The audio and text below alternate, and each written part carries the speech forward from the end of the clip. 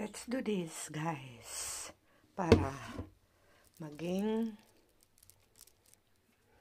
malusog ang ating mga halaman. Ginapit-gupit ko na ang balat ng saging at ngayon ay lalagyan natin ng tubig. Yan. Mga ilang days natin siyang ibababad, and after that, pwede na natin siyang idilig sa ating mga halaman. Kaya naging malusog ang aking mga halaman sa labas, especially yung mga roses ko, ay namumulaklak na. Let's do this!